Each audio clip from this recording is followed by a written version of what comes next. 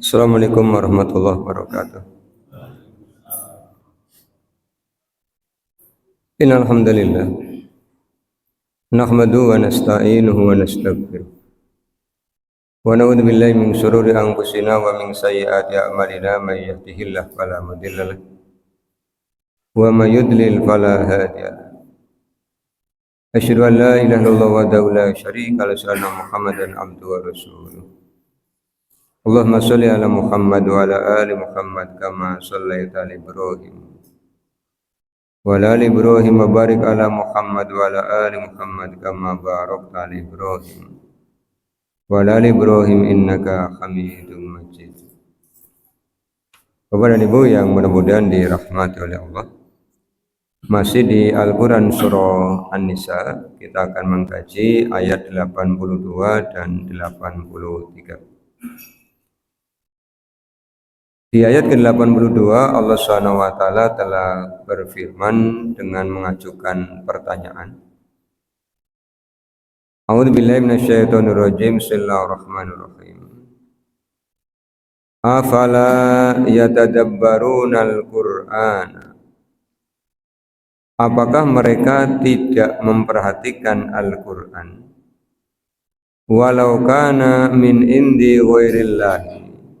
Seandainya Al-Quran bukan dari Allah, lawajadu, pastilah mereka menjumpai fihi, di dalamnya, ikhtilafan katsirun, banyak perselisihan.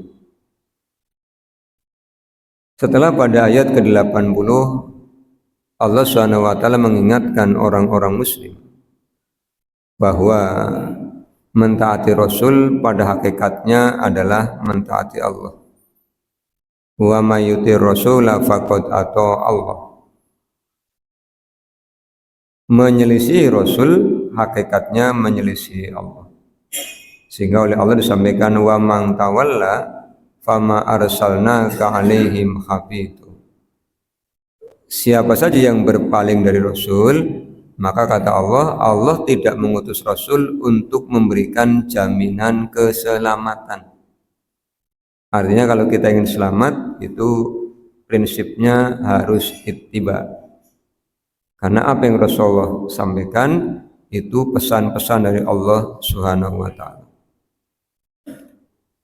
Kemudian di ayat 81 Al-Quran Surah An-Nisa, Allah menceritakan tentang perilaku sebagian orang-orang muslim yang ada di Madinah. Secara lahiriah mereka beragama Islam, tapi batiniahnya menyembunyikan kekafiran. Sehingga apa yang mereka ucapkan di depan Rasul berbeda dengan apa yang mereka ucapkan di belakang Rasul. Ini merupakan tanda kemunafikan, lain di mulut, lain di hati. Ketika bertemu dengan seseorang, dengan orang lain, itu ungkapan-ungkapannya berbeda. Maka pada ayat 82 Allah memberikan perintah kepada orang-orang yang membaca Al-Quran saat Al-Quran itu turun. Dan pertanyaan ini juga untuk kita, Bapak Ibu. Kata Allah Subhanahu wa ta'ala, apakah mereka tidak mentadaburi Al-Quran?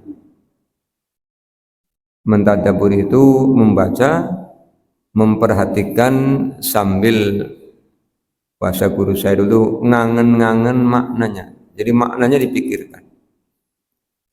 Dan kalau Bapak Ibu membaca Al-Quran dari surah yang pertama di mushaf, ya, suratul Fatihah sampai dengan surah yang terakhir urutan mushaf Al-Quran surah An-Nas, itu Bapak Ibu akan menjumpai keserasian.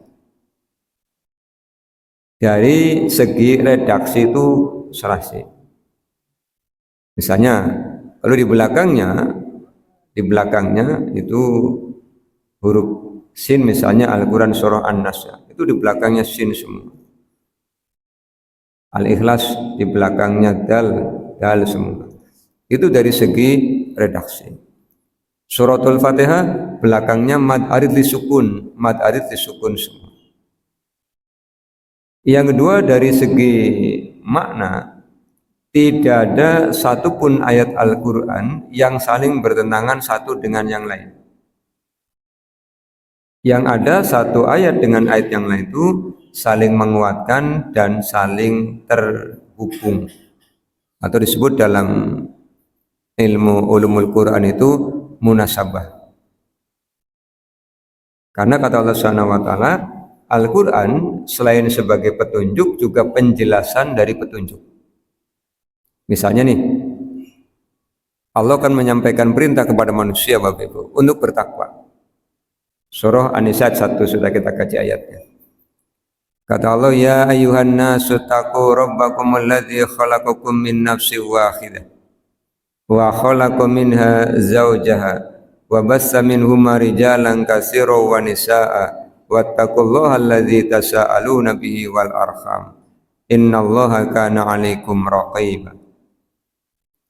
Wahai manusia, kata Allah, bertakwalah kalian kepada Tuhan yang telah menciptakan kalian. Muncul nih pertanyaan, yang telah menciptakan kita itu siapa? Allah Subhanahu wa taala kemudian memperkenalkan dirinya di surah Toha ayat yang ke-14. Kata Allah, innani anallahu la ilaha illa ana fa'budni wa aqimis sholata li dzikri. Jadi Tuhan yang telah menciptakan alam semesta itu menyebut dirinya bernama Allah, di samping nama-nama lain yang Allah gunakan untuk dirinya. Surah Al-A'raf ayat 180. Walillahil asma'ul husna fad'uhu biha. Kemudian karena disuruh menyembah, Tuhan sudah tahu nih Bapak Ibu bahwa Tuhan itu namanya Allah. Pertanyaan berikutnya, bagaimana cara menyembah Tuhan? Oleh Allah diberitahu caranya. Wa aqimis sholata, dengan sholat. Jadi sholat adalah cara kita menyembah Allah. Allah ingin disembah dengan cara Allah, bukan dengan cara kita. Maka tidak bisa kemudian menyembah Allah dengan cara yang kita buat sendiri. Allah pengennya disembah dengan cara namanya sholat. Maka sholat ini satu-satunya rukun Islam yang ada ruku, ada sujudnya. Karena sholat adalah ibadah penyembahan. Karena ibadah penyembahan diatur oleh Allah, diajarkan kepada Rasul. Kalau dalam bahasa Indonesia bentuknya baku. Baku itu paten. Diajari dari mulai takbiratul ihram sampai dengan salam. Maka orang-orang muslim tidak boleh nambahi, tidak boleh ngurangi. Apalagi kok berkreasi. Itu sudah baku. Karena ini adalah ibadah penyembahan. Kemudian Allah memberikan perintah untuk bertakwa. Muncul pertanyaan, bertakwa itu caranya bagaimana? Oleh Allah diterangkan di Al-Quran surah Al-Baqarah ayat 3, ayat 4. Al-Quran surah Al-Baqarah ayat 177. Al-Quran surah Ali Imran 133, 134, 135. Ini semua cara untuk bertakwa. Jadi ada perintah bertakwa, Allah ajari caranya. Itulah yang saya sampaikan sebagai wabayyinatin minal huda. Ada petunjuk dan Allah menjelaskan bagaimana melaksanakan petunjuk itu. Kalau dalam tertib peraturan di negeri kita itu kan ada istilah juklak dan juknis. Petunjuk pelaksanaan dan petunjuk teknisnya. Teknisnya bagaimana untuk jadi orang bertakwa? Alladzina yu'minuna bil ghaibi wa yuqimuna sholata wa mimma razaqnahum yunfiqun. Walladzina yu'minuna bima unsila ilaika wa ma unsila min qablik wa bil akhirati hum yuqinun. Ini ada 6 langkah untuk menjadi orang bertakwa. Ditambah suratul Baqarah 177. Allah menyampaikan juga tentang ketakwaan. Laisal birru an tuwallu wujuhakum qibalal masyriqi wal maghribi walakinnal birru man amana billahi wal yaumil akhir wal malaikati wal kitabi wan nabiyyin. Jadi yu'minuna bil ghaibinya diuraikan. Siapa saja? Allah. Itu gaib. Hari akhir itu gaib, malaikat itu gaib. Ini bagian dari yu'minuna bil ghaib. Itu terkait dengan contoh keserasian Al-Quran setelah kita mentadaburi, oh ternyata demikian. Dalam urusan kemanfaatan yang langsung kembali kepada diri kita, Allah SWT menyampaikan bahwa Allah menciptakan kita manusia itu fi ahsani taqwim, dalam sebaik-baik kejadian. Fi ahsani taqwim juga dimaknai tubuh kita itu didesain untuk sehat. Makanya ketika dimasukkan makanan yang tidak sehat, tubuh bereaksi. Minum nih, saking hausnya pulang langsung minum. Zaman dulu itu kan belum banyak orang punya tempat minum, pakainya gembes. Itu gembes ya Pak? Nah, namanya gembes. Kadang-kadang lupa, jadi gembesnya sama tapi isinya beda. Kadang isinya ada bukan air tapi minyak tanah. Yang namanya orang haus itu tidak bahasanya ngambur-ngambur mambu nih Bapak ya, ngingus-ngingus ya. Pokoknya haus ya langsung glek-glek-glek. Begitu masuk baru tercium aroma minyak tanah, maka langsung bereaksi. Karena tubuh ini didesain untuk sehat, untuk menerima yang memang asupannya, begitu dikasih minyak tanah bereaksi. Gelogakan kan? Didesain fi ahsani taqwim. Tubuh itu didesain untuk sehat, maka oleh Allah makanannya diberitahu nih. Kalau ingin sehat, kata Allah Subhanahu wa taala, yang dimakan bagaimana? Halalan thayyiban. Ya ayuhan nasu kulu mimma fil ardi halalan thayyiban wa la tattabi'u khutuwatis syaiton innahu lakum aduwwum mubin. Al-Baqarah 168.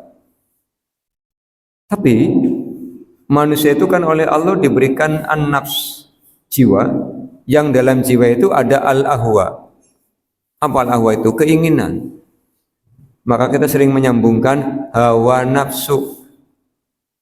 Hawa itu keinginan, nafsu itu jiwa, keinginan jiwa. Maka jiwa inilah yang mengendalikan tubuh. Allah sudah bilang, Quran sudah bilang, yang boleh dimakan yang halal dan baik, tapi jiwanya tidak mau.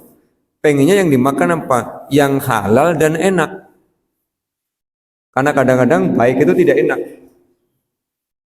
Untuk urusan jiwa. Jiwanya kemudian menyampaikan pada pikiran, pengen mam apa ke ya? Mikiri pengen makan A.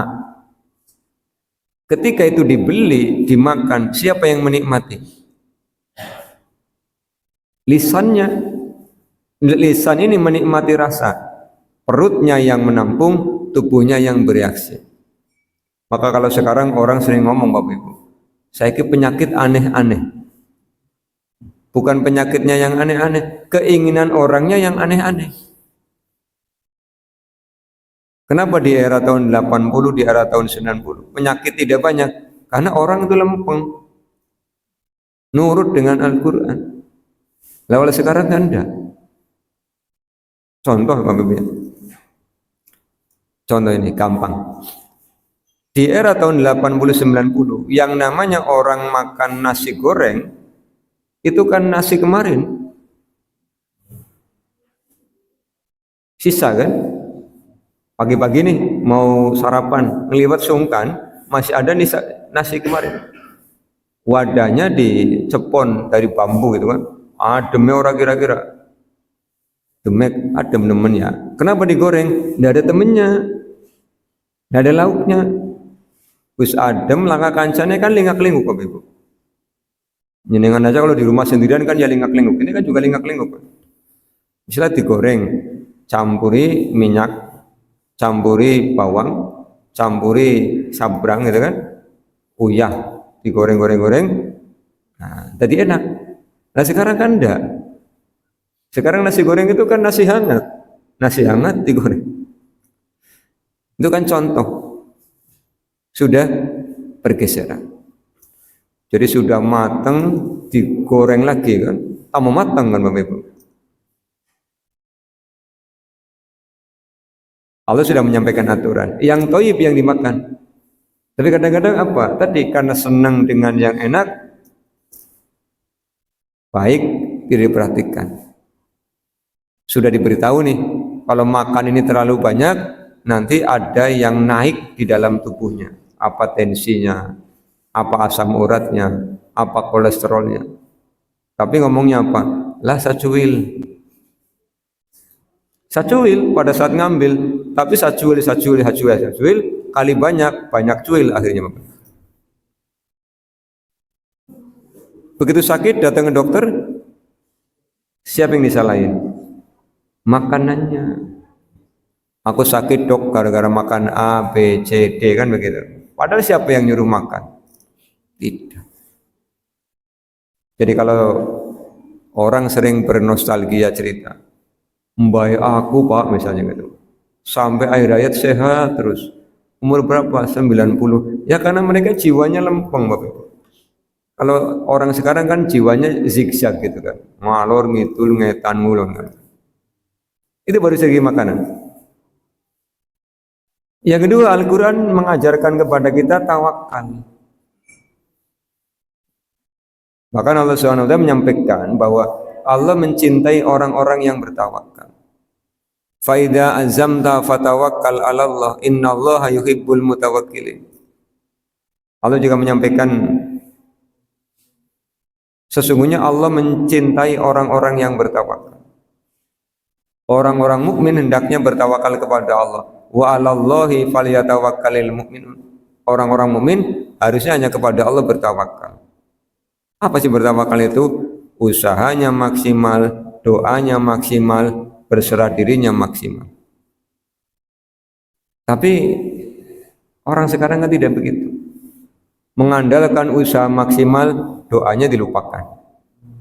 Tidak berserah diri. Akhirnya apa? Ketika berhasil lupa diri, ketika gagal putus asa. Ini yang sering dilupakan. Karena tawakalnya tidak dipraktekkan, kebersandarannya kepada Allah dilaksanakan, maka sering cemas. Banyak orang yang cemas memikirkan kejadian-kejadian yang belum tentu terjadi. Bahkan sering debat untuk perkara-perkara yang belum ada. Belum dapat nih. Jadi suami cerita sama istrinya, Bu, kenyong panuli duit. Istrinya kan bilang, pira mas? 30 apa? 30 juta. Oh ya mas, ngodong duit yang tuku gelang. Kuwi duitnya durung ana tuku gelang wis mulai Bapak Ibu. Kata suaminya aja tuku gelang, nyongpan ganti motor. Jadi bojone motor wis ana, gelang ta durung ana. Motor gelang, akhirnya tukaran.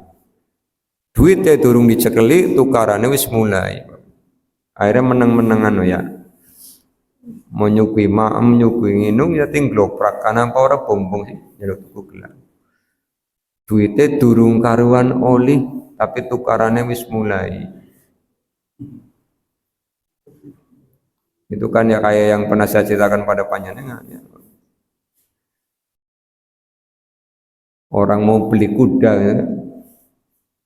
Habis maghrib ayahnya bilang sama anaknya, anak besok papa mau beli kuda.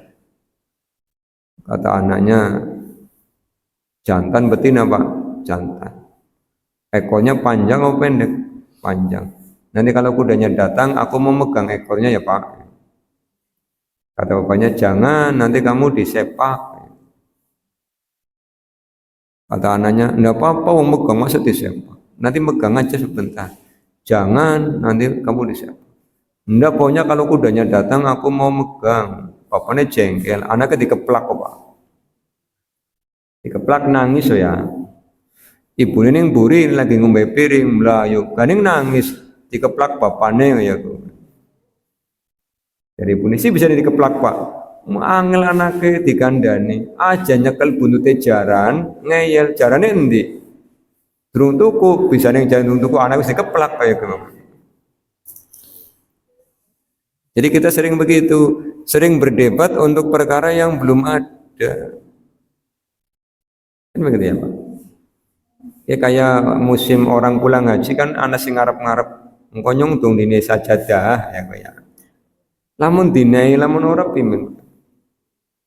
Jangan ngarep-ngarep, jangan tomak. Belum tentu dikasih. Jangan artinya apa? Kata Dr. Aid Al-Qarni itu hiduplah pada hari ini. Jangan hidup besok, jangan hidup kemarin. Karena apa? Kalau kita hidup di hari kemarin, kita hanya akan sedih. Memikirkan peristiwa-peristiwa sudah berlalu. Orang yang memikirkan peristiwa-peristiwa sudah berlalu, kemudian ingin mengulanginya kembali, seperti orang yang berharap bubur menjadi padi. Angel menu ya Pak. Bubur dari padi kan tidak mungkin. Jangan hidup di masa depan, karena Pak masih goib, belum tentu kejadian. Kayak orang mau bepergian nih, lihat langitnya gelap, rasanya udah hujan, padahal hujannya belum turun. Pas jalan, aduh udah deres, padahal belum hujan. Nah, Quran itu mengajarkan kita tawakal. Tugas kita apa? Berusaha, berdoa, berserah diri. Sisanya urusan Allah Subhanahu wa ta'ala. Nanti tentrem hatinya. Ini contoh-contoh yang ingin saya terangkan pada Bapak Ibu, bahwa Al-Quran itu isinya serasi, selaras, dan seimbang. Kalau kita praktekkan, itu akan memberikan kebaikan bagi kehidupan kita. Akan kebaikan, mendapatkan kebaikan bagi akhirat kita. Dan tentu akan menjadi sebab kita dijauhkan dari api neraka. Makanya baca Al-Quran dengan mentadaburinya. Tidak cukup hanya dibaca lewat, tapi sambil ditadaburi, diperhatikan isinya. Kemudian diyakini kebenarannya, diamalkan. Ayat 83. Wa idza ja'ahum amrun minal amni awil khawfi adha'u bih. Wa idza, dan apabila ja'ahum, datang kepada mereka, amrun, satu urusan, minal amni, tentang rasa aman, awil khawfi, atau rasa khawatir, adha'u bihi, mereka menyebar-nyebarkannya. Jadi ada di antara orang-orang yang hidup zaman Rasul itu senangnya apapun disampaikan. Padahal saat itu keadaan Madinah dengan Makkah saat itu kan masih dalam keadaan perang. Harusnya kalau ada informasi tidak langsung diberitahukan, yang nanti akan bocor ke Makkah. Ada berita aman, mereka langsung cerita ke sana. Ada berita mengkhawatirkan, mereka langsung cerita ke sana. Makanya oleh Allah kemudian disampaikan, walau radduhu ila rasuli wa ila ulil amri minhum la alimahu alladhina yastambitunahu minhum. Kata Allah Subhanahu wa taala, seandainya mereka mengembalikan kepada Rasul, mengembalikan kepada pemimpin-pemimpin di antara mereka, pastilah mereka akan mendapatkan kebenaran darinya. Ini pun menjadi pembelajaran bagi kita Bapak Ibu. Kalau ada informasi, ya tidak semua harus diceritakan. Jadi ada informasi. Ada yang bisa kita ceritakan, ada yang istilahnya off the record. Karena apa? Ketika semua diceritakan, boleh jadi orang yang mendengar cerita kita bisa salah paham, jadi masalah. Atau ketika diceritakan, boleh jadi membuat dia tersinggung. Kan yang namanya informasi itu ada yang kadang cocok, ada yang kadang tidak cocok. Nah, bagaimana kalau orangnya maksa? Ya kita sampaikan. Kalau jenengan maksa tak sampaikan, tapi aja jengkel ya.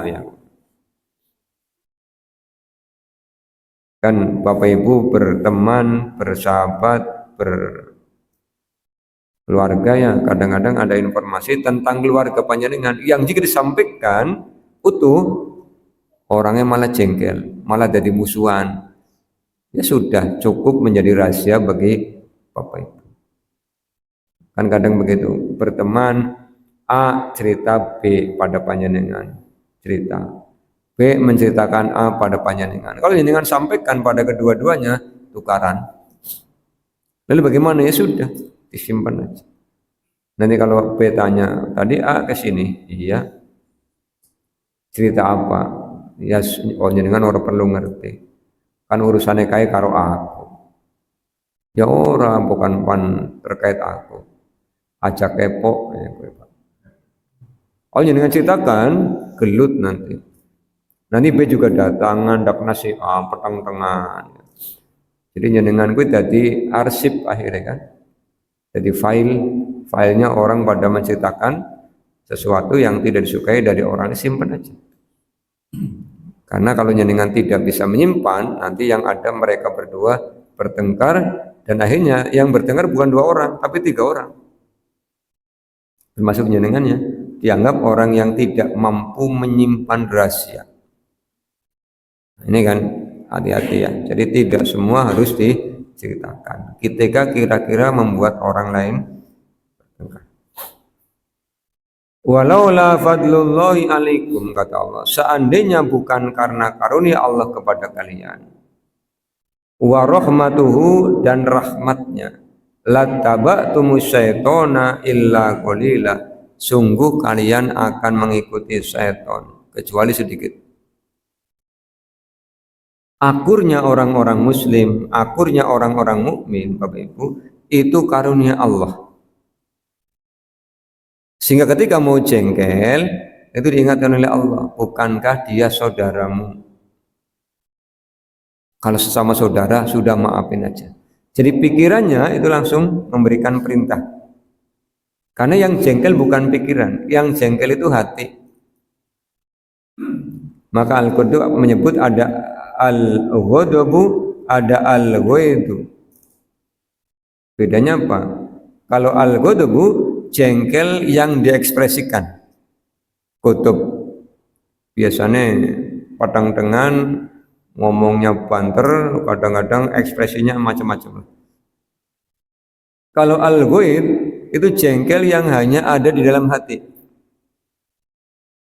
Bahasa Indonesianya dongkol, itu al-ghaid. Lagi naik motor nih, banter-banter di stop, ada orang bonceng. Sampai turun, orangnya turun, keloyong tidak ngomong apa-apa, kan dongkol hati. Terus ngelendeng di wongka orang matur nuwun babar blas namanya al-ghaib. Tapi kalau al-ghadab langsung domongi wonge. Gimana? Sampai orang matur nuwun diboncengna ya. Orang nadane dhuwur ya, Pak. Itu namanya al-ghadab. Maka Allah memberikan rahmat kepada orang-orang mukmin untuk mampu mengendalikan diri. Rahmatnya dalam bentuk apa? Kasih sayangnya dalam bentuk apa? Dalam bentuk Al-Quran. Karena Al-Quran mengajarkan kepada kita untuk wal kadhiminal ghaidu, untuk mengendalikan amarah. Al-Quran mengajarkan kepada kita untuk wal afina anin nas, memaafkan orang lain. Al-Quran mengajarkan kepada kita untuk yunfikuna fis sarra'i wad dharra'i, berinfak di kala lapang maupun di kala sempit. Sehingga kata Allah, kalau bukan karunia dan rahmat dari Allah, kita pasti akan mengikuti syaitan. Apa sih yang diinginkan syaitan itu? Nah, kita lihat di Suratul Baqarah Bapak Ibu yang sudah berlalu ayatnya. Ayatnya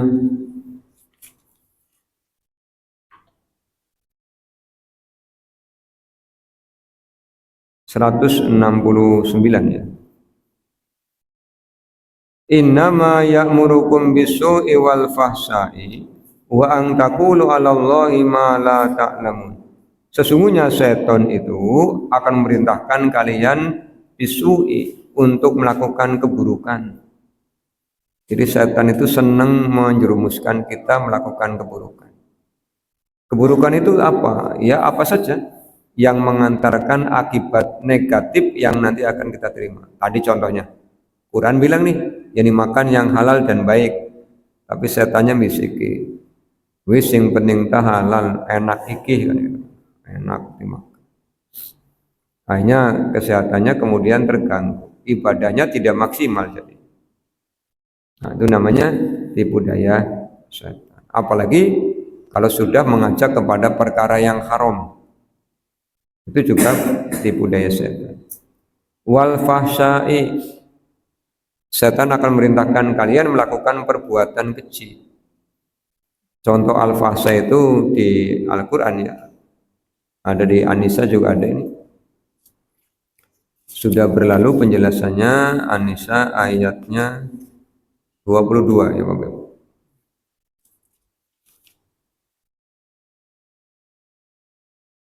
Wala tangkihu manaka aba'ukum minan nisa illa ma qad salaf innahu kana fahisatan wa maqta wa sa'a sabila. Di antara perbuatan keji adalah menikahi mantan istri ayah. Jadi menikahi ibu tiri berarti ya. Itu termasuk perbuatan keji. Kemudian di Al-Baqarah ada contoh lagi perbuatan keji. Ini ada di ayatnya 268. As-syaitanu ya'idukumul faqra wa ya'murukum bil fahsya wallahu ya'idukum maghfiratan minhu wa fadla wallahu wasi'un alim. Contoh perbuatan keji berikutnya ini kaitannya dengan infak. Maka perbuatan keji yang dimaksud di sini adalah bakhil. Jadi bakhil itu termasuk perbuatan keji. Apa sih perbuatan keji itu? Perbuatan yang merugikan pelakunya. Orang kalau medit itu sengsara. Orang medit kan bukan orang miskin ya. Pernah dengar orang miskin medit Bapak Ibu? Pernah dengar enggak? Sampai medit nemen ya, ya. Terus orang jawab, medit apa nih sih wong nyongor itu apa kan medit ya. Jadi sing medit ke wong sugih. Karena medit nanti dia akan sengsara. Ya. Kalau yang tadi saya cerita pelijaran itu ada di buku yang pernah saya baca waktu ME. Judulnya Suami yang Bijaksana. Ini orang medit juga ada Bu, ceritanya di buku yang saya baca di MI ya, Perpustakaan Madrasah Ibtidaiyah tahun 90 nomor 1 ya, berarti kelas 6. Jadi ada suami istri, suaminya namanya Karma, istrinya namanya Bu Karma. Pak Karma ini orang yang dermawan, Bu Karma ini orang yang bakhil. Ya, itu ceritanya begitu. Kemudian kata Pak Karma, Bu, besok saya pengen dimasakkan sayur rebung. Tahu rebungnya? Bung, pring sing nembe tukul. Akhirnya kan Bu Karma ke pasar untuk membeli rebung agar dimasak buat Pak Karma. Terus sampai di pasar mau beli rebung. Di pasar ternyata menurut Bu Karma harganya mahal, padahal dia orang kaya. Karena bakhil, eman-eman, hanya tidak jadi beli. Terus kata penjual rebungnya, Ibu kalau pengen yang murah, gampang, itu di samping pasar ada yang jual. Bu Karma mikir, sih di mana itu orang jual bambu. Hanya ke sana, tanya bambu Pak, kisah lonjor pirang. Dulu kan uangnya masih kecil ya nominalnya karena tahun 1991. Kisah lonjor 500, kan ini mahal. Ibu kalau pengen gratis tuh bongkote sing seketok-ketokan kayak itu gak balik bongkot. Sambil pulang dia mikir, wong yang baru tumbuh aja bisa dimasak apalagi yang sudah tua kan bisa dimasak.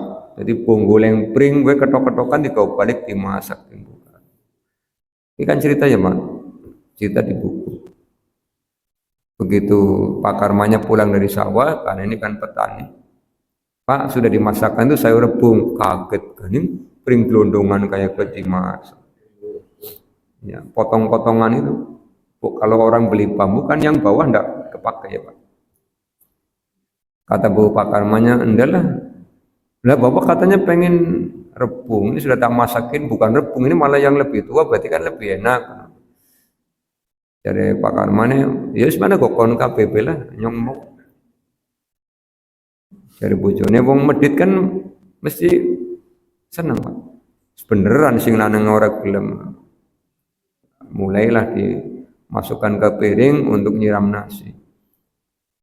Begitu dikletuk, sing copot untune ya Pak. Nah,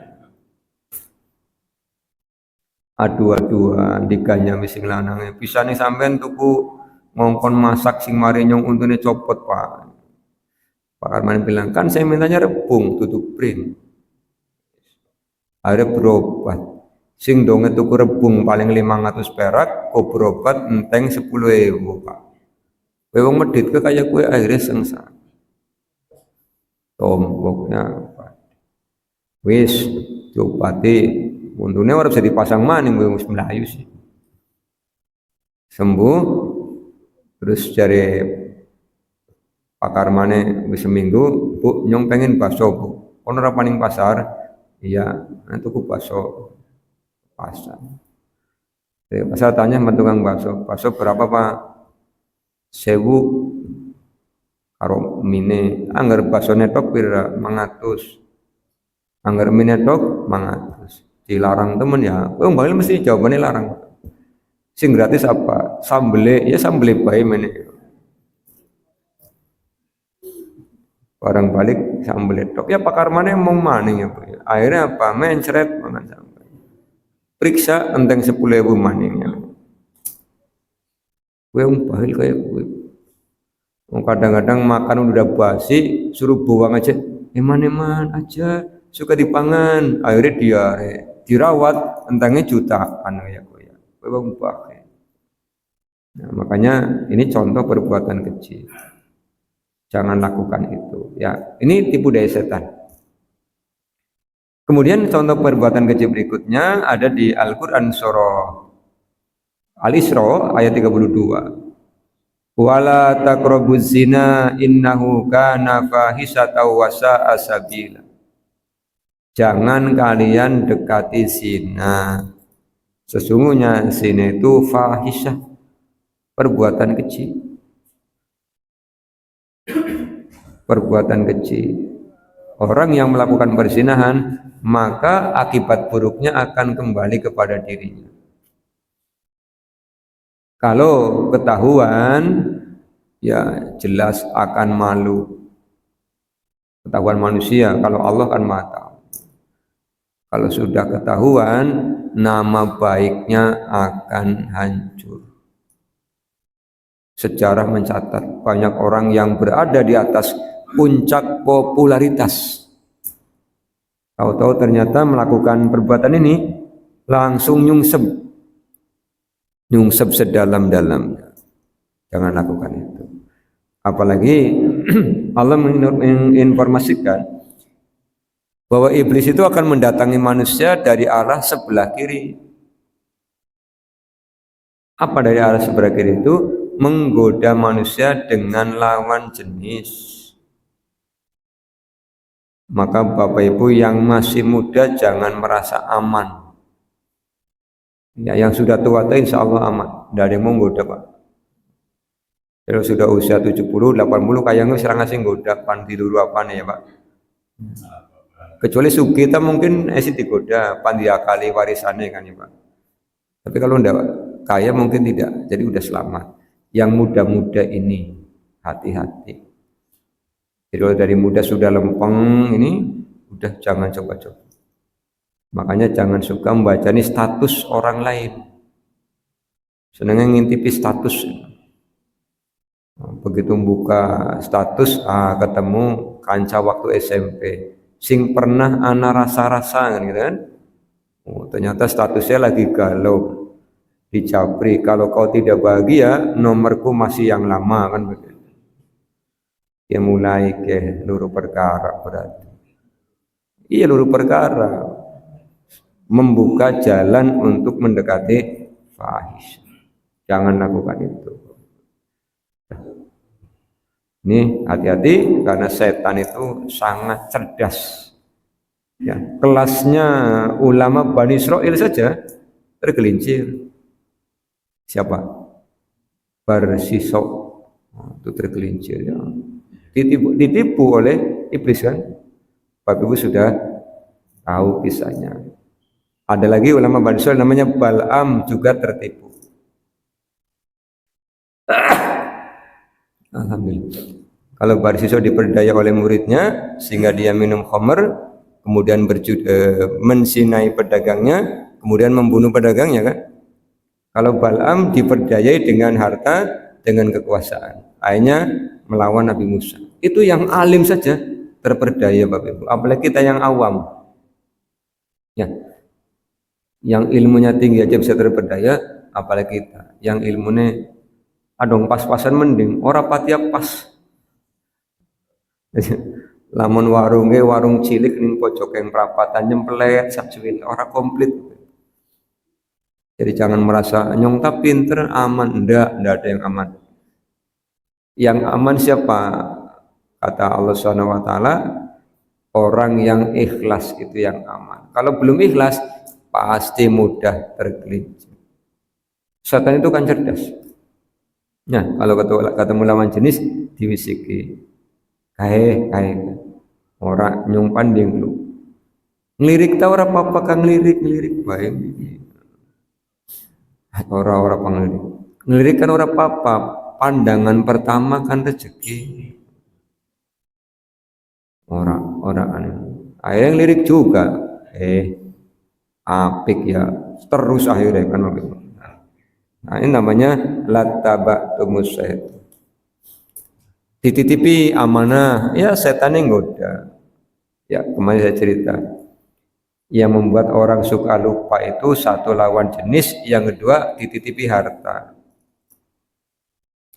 Ada orang nitip harta, setannya kemudian bisiki, jenengan lagi butuh oh ya, nyilipikin, kamu paling kena, mipil. Setelah orangnya bilang Pak, tabungannya pandi cukup, aduh, makanya ngelakat duit, akhirnya nyilih maning. Terjadilah gali lubang tutup lubang, menggali untuk menutup, itu kata Bang Haji Roma Irama kan. Sehingga ada ungkapan mangan sate nyaure sapi kan begitu.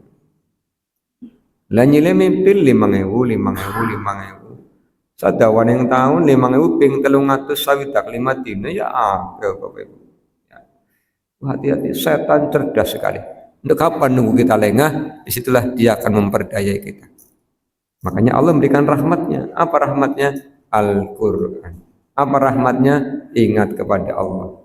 Inilah yang akan membuat kita selamat ketika senantiasa ingat kepada Allah dan menjadikan Al-Quran sebagai hudal linnas wa bayyinatin minal huda wal furqan. Bapak dan Ibu yang mudah-mudahan dirahmati Allah, mudah-mudahan menjadi pengingat bagi kita semua akan musuh abadi kita manusia adalah setan, maka jangan jadikan mereka sebagai teman. Ya, jangan ikuti mereka karena hanya akan membuat kita sengsara. Demikian kita tutup dengan doa kafatul majelis. Subhanakallahumma bihamdika asyhadu an la ilaha illa anta astaghfiruka wa atubu ilaika. Assalamualaikum warahmatullahi wabarakatuh.